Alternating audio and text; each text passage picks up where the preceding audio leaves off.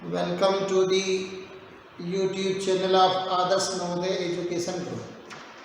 देखिए आप लोगों ने पार्ट ऑफ स्पीच लगभग पढ़ लिया है। 8th इसका जो पॉइंट है इंटरजेक्शन, वो आप लोग आज पढ़ेंगे।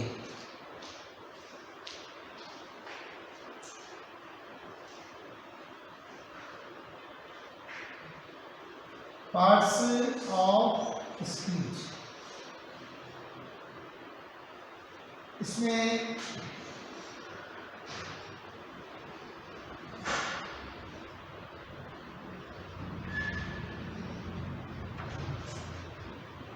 इंटरजेक्शन को हिंदी में कहते हैं विस्मयादिबोधक।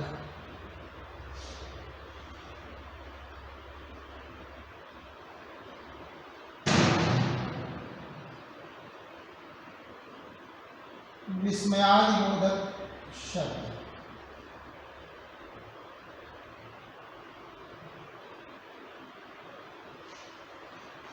देखिए वे शब्द जो हमारे हृदय में अचानक उत्पन्न होने वाली भावना को प्रकट करते हैं, विस्मयादिबोधक शब्द कहलाते हैं। किसी को इंग्लिश में बोले तो the words those show or express the sudden feelings of the heart are called the interjections। Interjection एक शब्द होता है जिसके बाद में ये एक्सक्लेमेटरी मार्क विस्मयादिबोधक चिन्ह आता है और ये अचानक हृदय में उत्पन्न होने वाली भावनाओं को प्रकट करते हैं।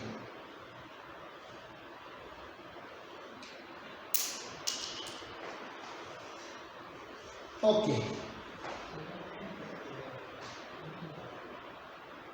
the words those show or express the sudden feelings of the heart are called the interjections।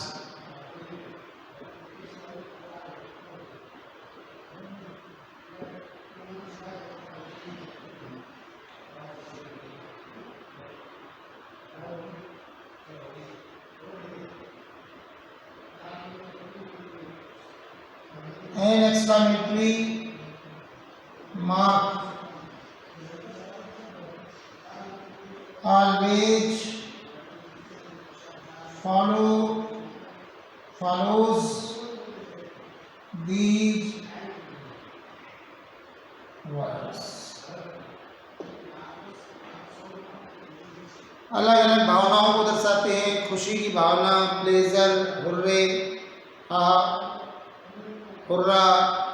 दुख की भावना को ओह और वाट वाव जैसी आश्चर्य को दर्शाने वाली भावनाओं को दिखाते हैं।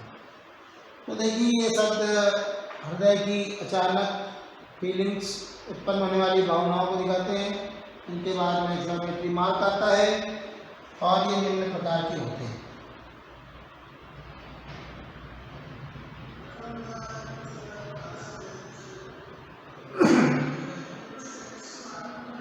प्लेजर, खुशी को दिखाने वाले।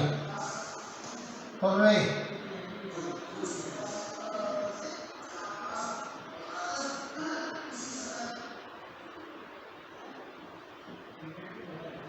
हुर्रे, हुर्रा,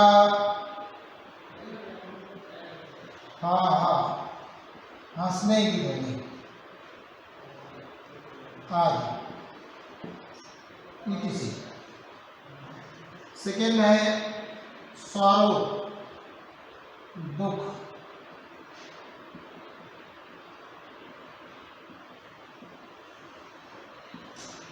ओ एलास etc।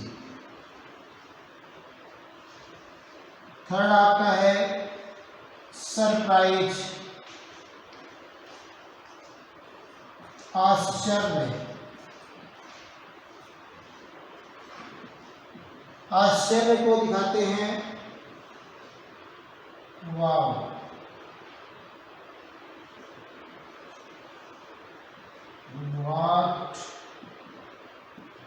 वाट अ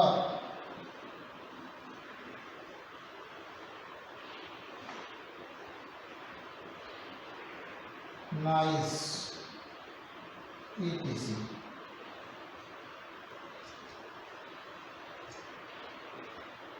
फोर में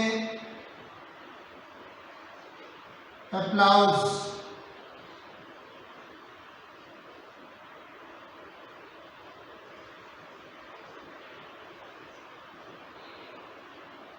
बड़ाई या प्रशंसा।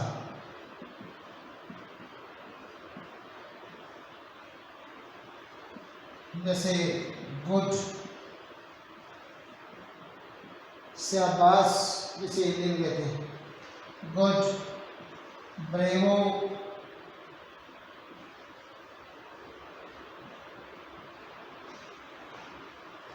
वेल डन,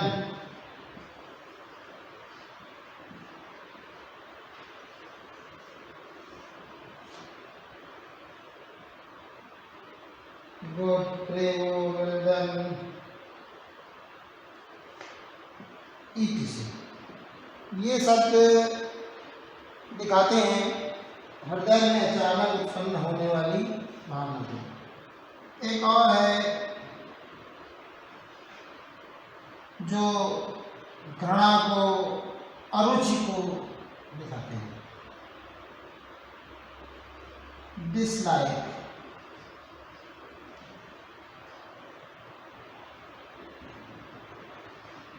अरुचि, इसमें फी ये क्या है, जैसे हिंदी में हम लोग कहते हैं शीशी, मतलब बैड स्मेल वगैरह में या बैड सीन में, बुरे दृश्य या बुरी खुशबू या अच्छा न लगने पर हम लोग इसमें फी वर्ड्स हैं।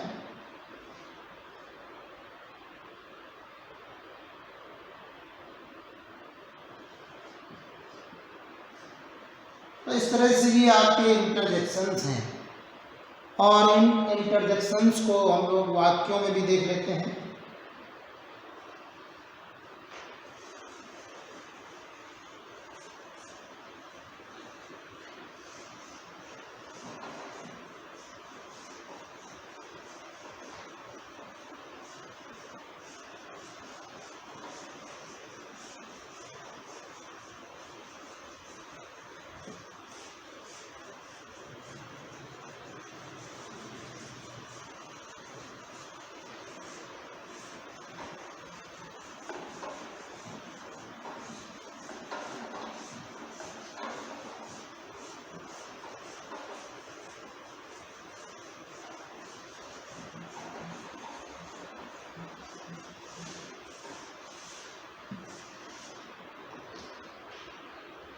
देखिए कि एग्जाम्पल्स इनके सेंटेंसेज में देख लेते हैं।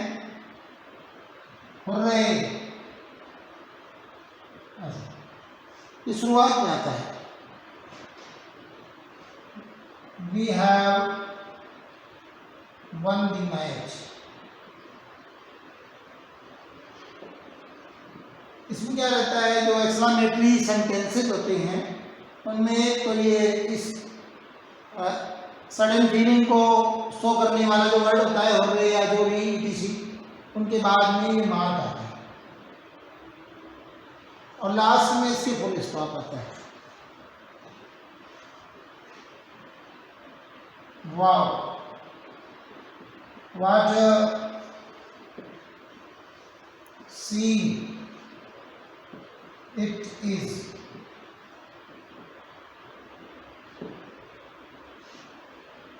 Number 3, oh no, his mother is no more.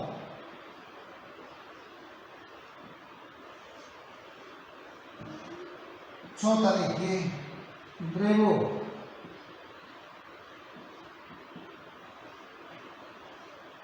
Eight last you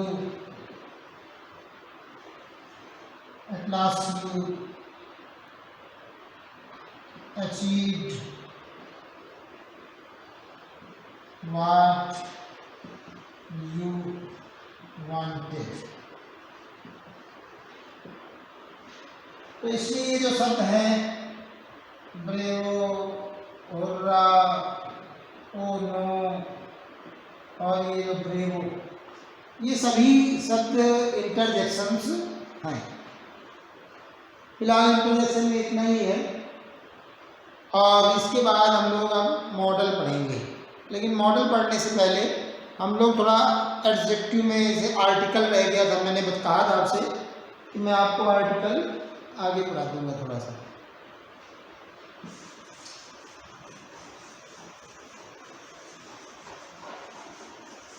देखिए आर्टिकल एक एडजेक्टिव ही है।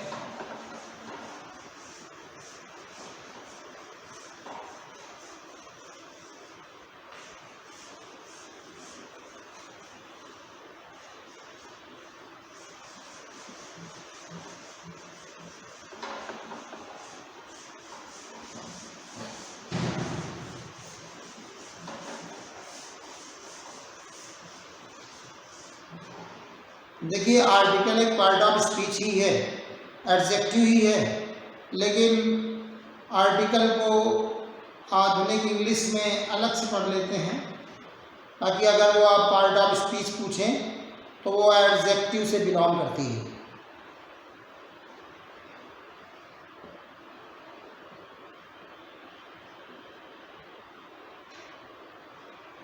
आर्टिकल, देखिए आर्टिकल वैसे तो लेख को कहते हैं नॉर्मली राइटिंग सेक्शन में, लेकिन ग्रामेटिकल सेक्शन में हम लोग आर्टिकल का मतलब है एक एडजेक्टिव जो काफ़ी हद तक इसके बाद आने वाले या जिस नाउन या प्रोनाउन को ये क्वालिफाई करते हैं उसकी संख्या को बताता है या उसको एक निर्धारित अर्थ प्रदान करता है, एक निश्चित अर्थ प्रदान करता है। तो article mostly denotes the number of the noun or pronoun to which they qualify।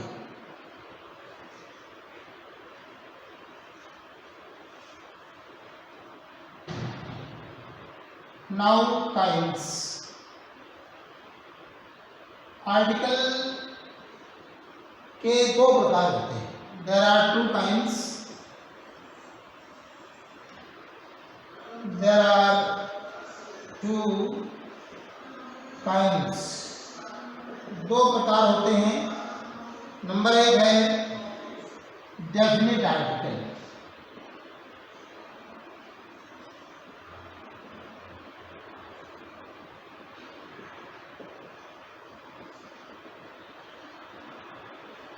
और एक है indefinite article.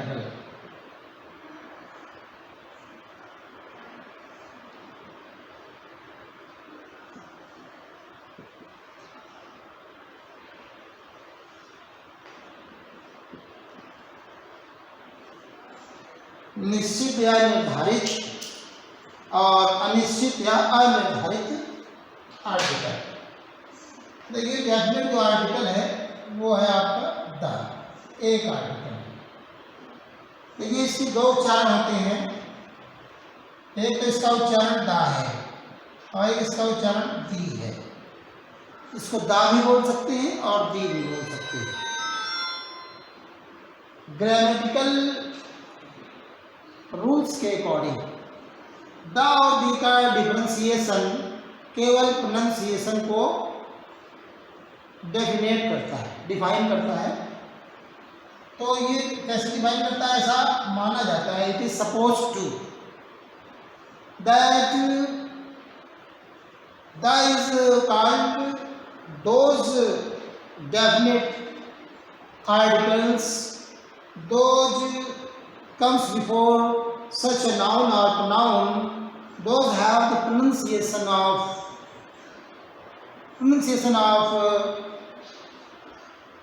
vowel sound starting, pronunciation of vowel sound starting words, noun of nouns.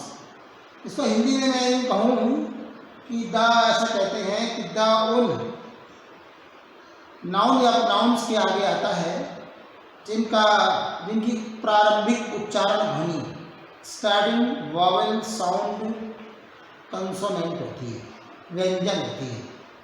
जैसे हम कहेंगे the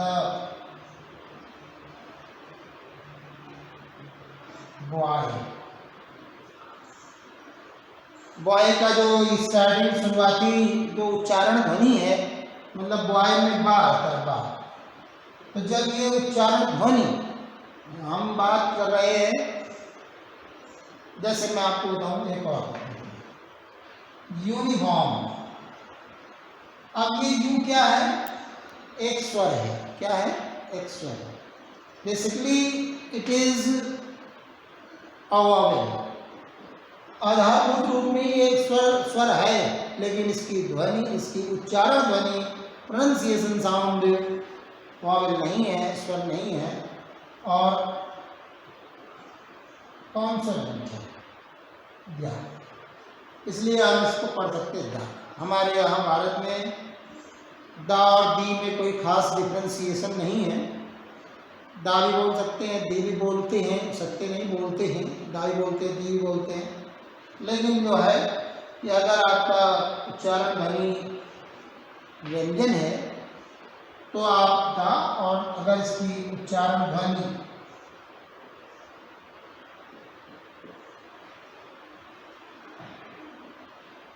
the elephant,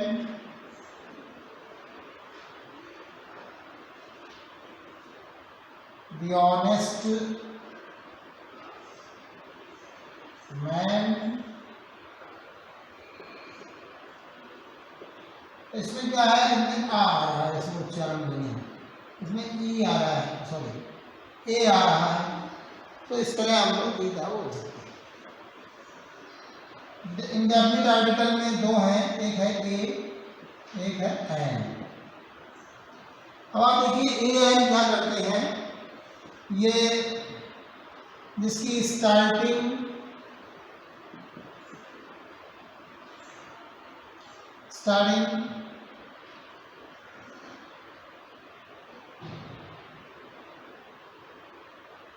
pronunciation sound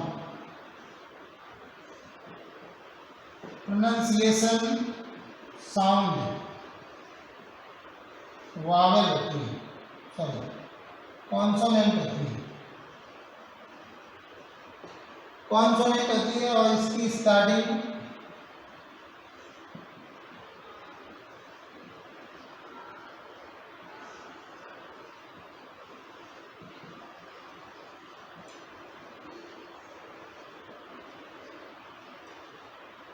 अब आप समझिएगा, ये आपकी है, मतलब स्टार्टिंग प्रोनंसिएशन साउंड का मतलब है प्रारंभिक उच्चारण ध्वनि। अगर कॉन्सोनेंट है तो ए आता है, स्टार्टिंग प्रोनंसिएशन साउंड अगर स्वर है, वावेल है, तो एन आता है। ये इसके टाइम है। अब हम लोग पढ़ते हैं, पहले हम लोग पढ़ लेंगे ए एन। तो यहाँ पर हम लोग पढ़ते हैं यूज ऑफ ए। तो मैंने आपको यहाँ भी बताया, यहाँ पे बता देता हूँ कि प्रारंभिक ये उन शब्दों के पहले आते हैं जिन शब्दों की संख्या भी बतानी हो, जो सिंगुलर हो। तो ये क्या है, एक सिंगुलर नाउन, सिंगुलर नाउन के पहले आते हैं, एक वचन नाउन के आगे आते हैं, और इनकी प्रारंभिक उच्चारण ध्वनि क्या होनी चाहिए? व्यंजन, मतलब कॉन्सोनेंट होनी चाहिए। प्रारंभिक उच्चारण ध्वनि का मतलब है starting pronunciation sound. Starting pronunciation sound का मतलब है प्रारंभिक उच्चारण ध्वनि क्या होनी चाहिए? व्यंजन होनी चाहिए। जैसे मैं आपको बताता हूँ उदाहरण के रूप में, जैसे यहाँ लिख दिया बॉय, बॉय,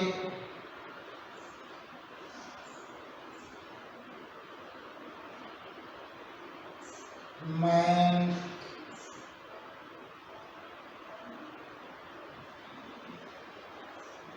यूनिफॉर्म,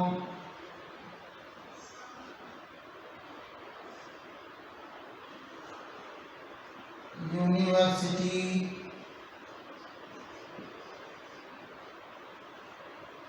इधर लिखेंगे बंकी,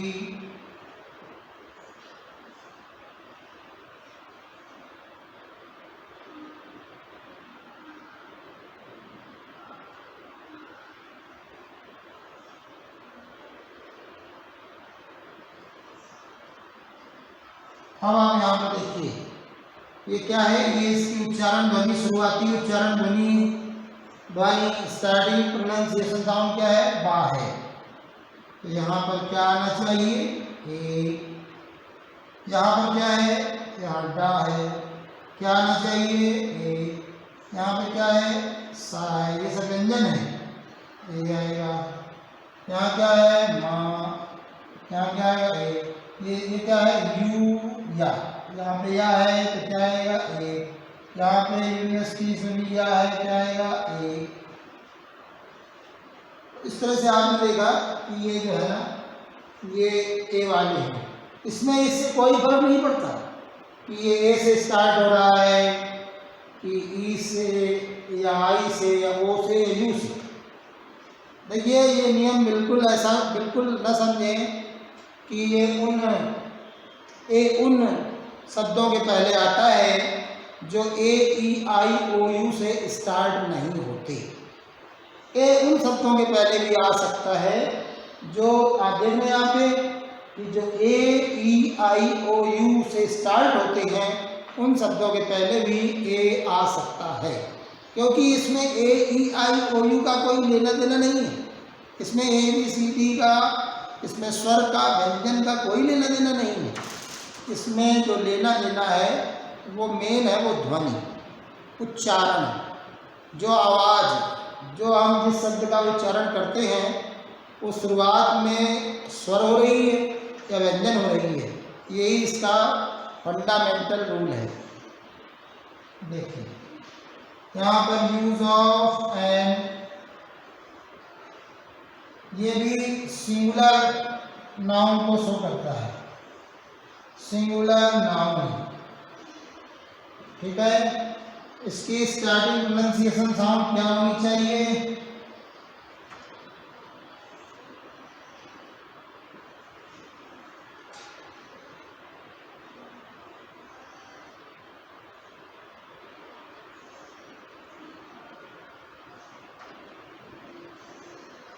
इसकी स्टार्टिंग प्रोनाउंसिएशन साउंड क्या होनी चाहिए? वॉवेल, स्वर होनी चाहिए, स्वर।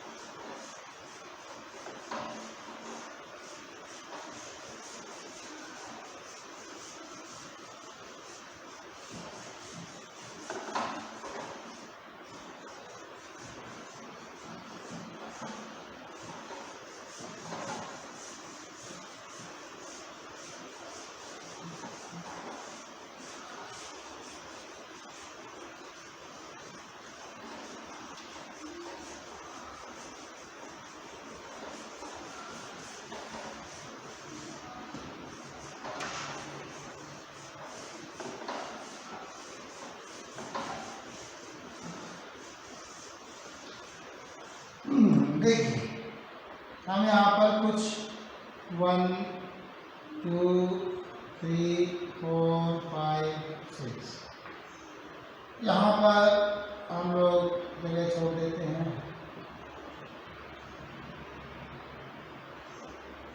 अब यहाँ पर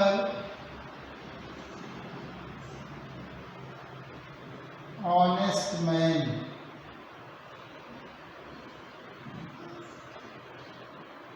एलिफेंट,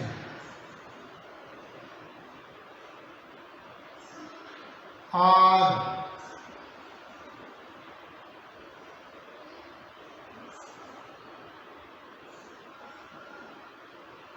अम्ब्रेला,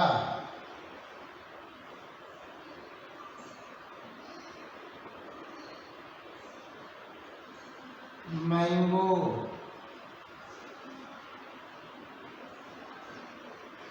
इंक पॉट। मैंने ये 6 शब्द लिखे हैं। अब हम लोग इसमें चर्चा करेंगे कि देखेंगे कि क्या आना चाहिए। देखिए यहाँ पर ये जो एच है, एच ये क्या है? ये एक कॉन्सोनेंट है, व्यंजन है। तो क्या आना चाहिए? ए। क्या आना चाहिए? ए। गलत है। अगर हम लोग यहाँ पर इस कॉन्सोनेंट को देखकर ए लिख देंगे तो गलत हो जाएगा। हमें ये नहीं देखना, हमें देखना है इसका लिखते हिंदी में कैसे लिखते हैं। तो हम हिंदी में लिखते हैं इसको ऑनेस्ट। ऑनेस्ट में हम देख रहे हैं कि यहाँ पे आ रहा है, तो इसका मतलब यहाँ पे एन आएगा, ये नहीं। इसी तरह हम देखेंगे एलिफेंट, तो यहाँ ए आ गया ना, तो क्या आएगा? एन। यहाँ पे क्या आ रहा है? An R. हम लोग इसको हावर नहीं पढ़ते हैं, एन आर पढ़ते हैं, आर। तो एन आर में यहाँ पर हो गया एन। ये अम्ब्रेला है, इसमें आ आएगा, तो ये हो गया एन। इसमें मैंगो माँ आ रहा है, तो क्या आएगा? एन आएगा, माँ ये आ जाएगा। मैंने जानबूझ के एक शब्द इसमें रखा था कि बीच में हम लोग ध्यान दें। इंक पॉट में ई, तो यहाँ क्या आएगा? एन। तो इस तरह से हमने देखा कि ए एन दोनों ही सिंगुलर को बताते हैं और इनकी जो आपने यूज देख लिया इनका, वो इसके ध्वनि पर आधारित है, इनकी साउंड पर आधारित है।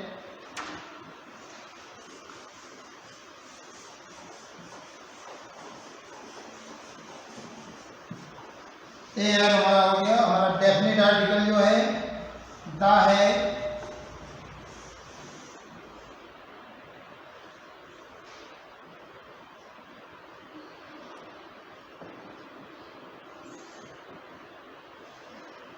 Definite article the.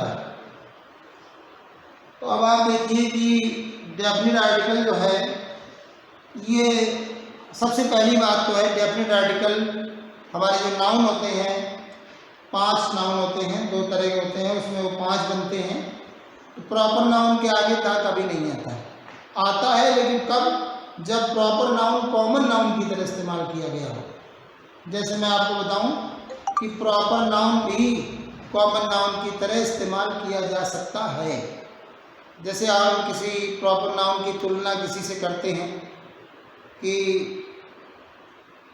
William Shakespeare या Kalidas is the Shakespeare of India. तो अब हमने क्या कहा कि कालिदास जो है भारत के शेक्सपियर है। तो यहाँ पर कालिदास तो एक प्रॉपर नाउन है, लेकिन जो शेक्सपियर है ये प्रॉपर नाउन नहीं हो गया, यहाँ पर कॉमन नाउन की तरह इस्तेमाल हुआ है। तो आएगा Kalidas is the Shakespeare of India. तो प्रॉपर नाउन के आगे नहीं आता ये, जब तक कि वो अपवाद ना हो। एक प्रॉपर नाउन के आगे नहीं आता, दूसरा ये मटेरियल नाउन के आगे नहीं आता। आता है लेकिन वो अपवाद में है, उसके स्पेशल रूल्स हैं। तो ये कॉमन नाउन के आगे आता है। कलेक्टिव के आगे ये आ सकता है। आप